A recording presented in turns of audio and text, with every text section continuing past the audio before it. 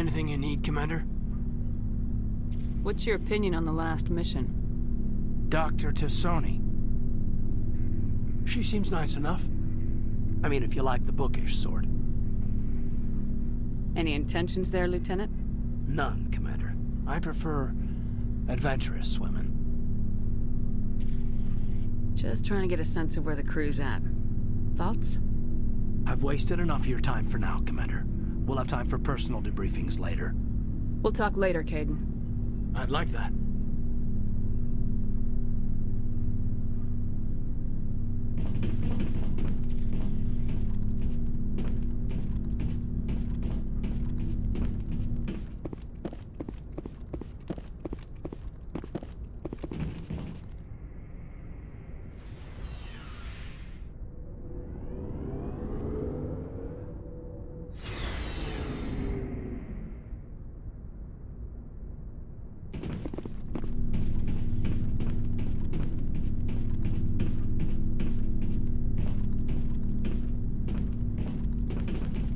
Commander?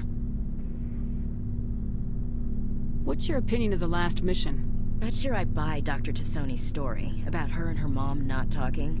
They're family, right? Not everyone has a happy family life. No, I guess not. Too bad those ruins got destroyed. I mean, they lasted thousands of years. That's impressive. Do you have a few minutes to talk? One-on-one? Sure. I was hoping to get a minute of your time. Off the record. Is this duty-related, Chief? No, ma'am. Well, maybe. I know things are different aboard the Normandy, but, I'm concerned about the aliens, Vicarian and Rex. With all due respect, Commander, should they have full access to the ship? Don't mince words, Chief. What's your concern? This is the most advanced ship in the Alliance Navy. I don't think we should give them free rein to poke around the vital systems. Engines, sensors, weapons. You don't trust the Alliance's allies? I'm not sure I'd call the Council races allies. We, humanity, I mean, have to learn to rely on ourselves.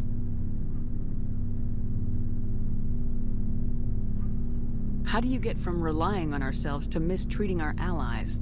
I don't mean we should mistreat them, Commander. I just think we should be prepared to go it without them. As noble as the Council members seem now, if their backs are against the wall, they'll abandon us. You got a pessimistic view of the universe, Williams. A pessimist is what an optimist calls a realist. Look, if you're fighting a bear and the only way for you to survive is to sick your dog on it and run, you'll do it. As much as you love your dog, it isn't human. It's not racism, not really. Members of their species will always be more important to them than humans are. These seem like deeply held beliefs, Williams. What made you think this way? My family's defended the Alliance since it was founded. My father, grandfather, great-grandmother, they all picked up a rifle and swore the oath of service. I guess we just tend to think of Earth's interests as our own. You're lucky. I lost my family on Mindoir. Are you related to anyone I'd have heard of? Couldn't say, Commander. I read about Mindoir. The Alliance screwed the pooch on that one. Should have had a bigger garrison. Is that why you're out here? To take the fight to the pirates?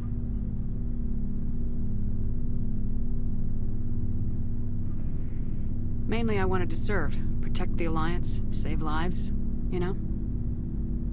Glad to hear it. I'd hate to think you were out here for a free college education. It doesn't sound like you've worked with aliens before. No, ma'am. Mainly I've been groundside, part of the surface garrison forces. I did get a rotation on a space station for training. Every Marine a rifleman, every rifleman ZG certified. That's odd. Your record is spotless and your technical scores are exemplary. You should be serving with the fleet. Anyway, that's why I haven't served with many aliens, Commander. All right, I can see where your concerns are coming from, Williams. But this is a multilateral mission. You're gonna have to work with aliens, like it or not. It won't be a problem, Commander. You say jump, I say how high. You tell me to kiss a Turian, I'll ask which cheek. I don't think kissing Turians will be necessary. You never know, Commander. Dismissed, Chief. Ma'am.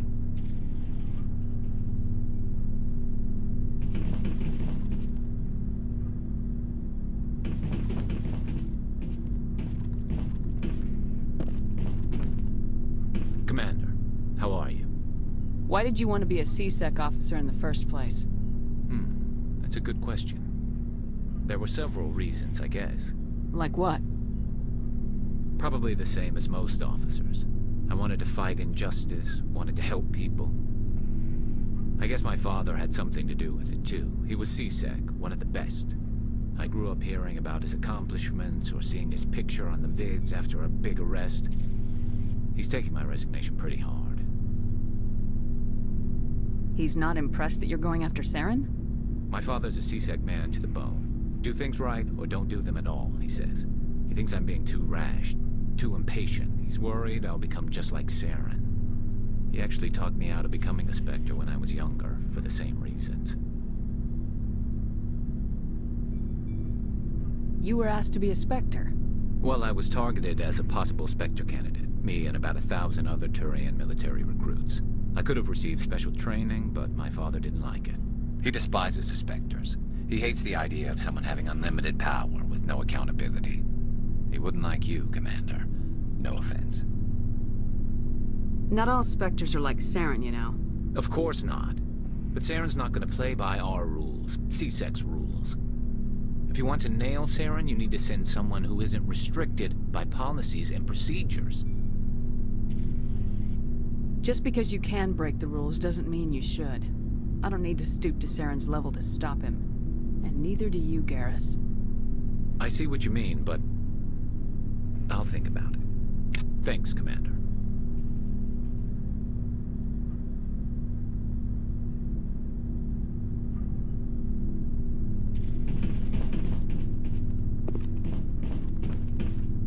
So, we've got Saren on the run. It won't be long now. Saren's good, but I'm better. Good. He's rotten. To the core. I could tell as soon as I met him. Why didn't you tell me this sooner? I would have if I thought it was important. I'll decide what's important. Now tell me how you know Saren. This was a while ago. A bunch of mercs were bragging about a job out near the edges of the Terminus systems.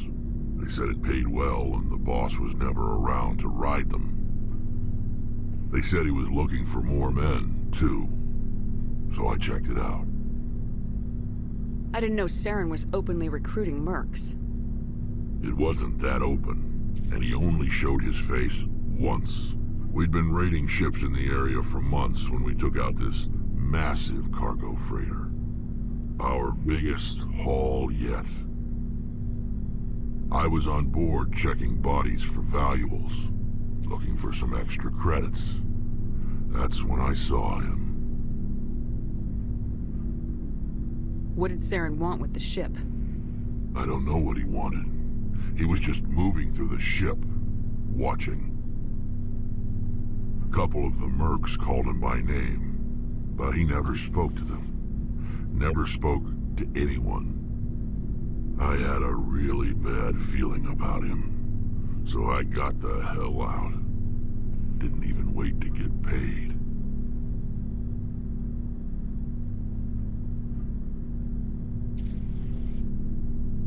Whose ship was it?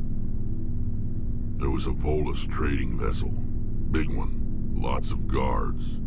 But they were no match for us.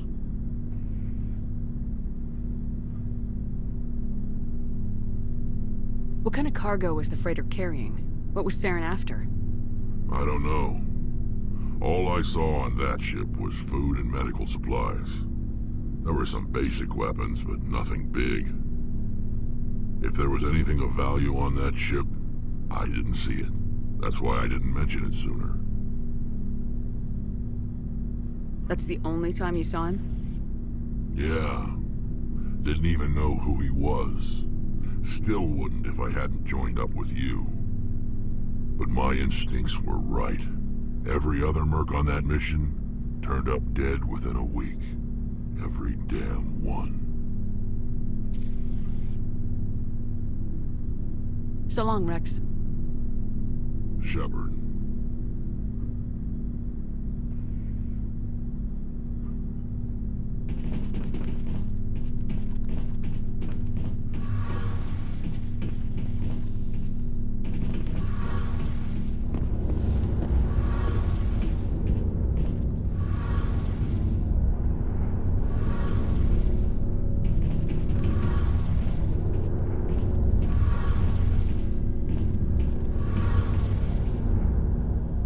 Oh, hello, Shepard.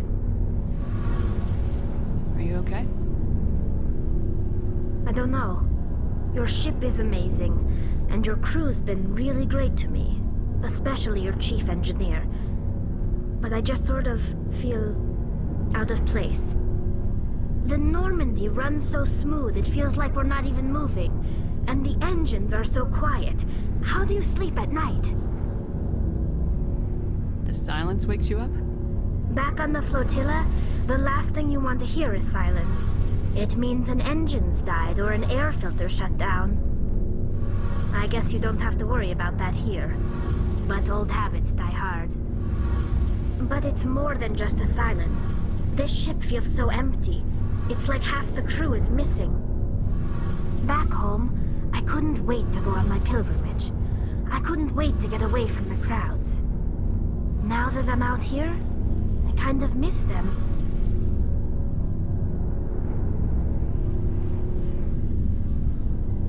Sometimes we don't appreciate what we have till it's gone. That's true. I'm starting to wonder if that's what the pilgrimage is really about. It's given me a whole new perspective on my people and our culture. You know, there's always a few who go on their pilgrimages and never return. I always assumed something bad happened to them. But maybe they just wanted a different life. You do plan to return to the migrant fleet, right? I could never abandon my people, Shepard. I will go back eventually. But we have to stop Saren first. Otherwise, I might not have a home to go back to.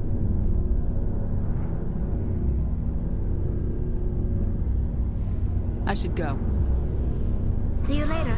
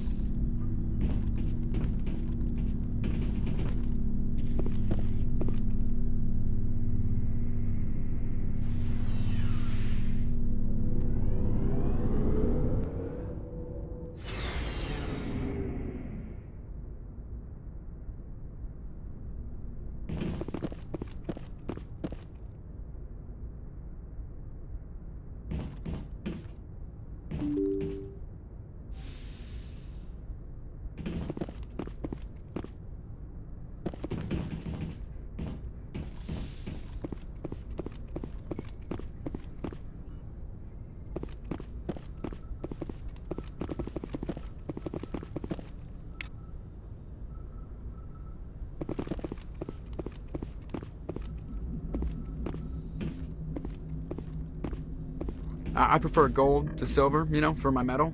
I figured you'd recommend me for one since I, pulled your boots out of the fire. If we present you with a medal, you'll end up sitting on stage listening to politicians make speeches for a couple of hours. That's a good point. They'd probably make me shave, too. I spent the last 7 weeks working on this baby. No medal's worth that. So, Commander, why don't you tell me why you're really here? I like to know my crew. Mind if I ask you a few questions? I can see where this is going. You did a background check on me, didn't you? Well, I'll tell you the same thing I told the captain. You want me as your pilot. I'm not good. I'm not even great. I am the best damn helmsman in the Alliance fleet. Top of my class in flight school, I earned that. All those commendations in my file, I earned every single one. Those weren't given to me as charity for my disease. I'm sorry, Joker. I didn't even know you were sick. You mean you didn't know? Oh, crap. Okay, I've got Vrolik syndrome, brittle bone disease. The bones in my legs never develop properly. They're basically hollow, too much force and they'll shatter. Even with crutches and my leg braces, it's hard to get around. One wrong step and crack! It's very dramatic, but I've learned to manage my condition, Commander. Put the Normandy in my hands and I'll make her dance for you. Just don't ask me to get up and dance unless, you like the sound of snapping shin bones. I have to go. All right, see you.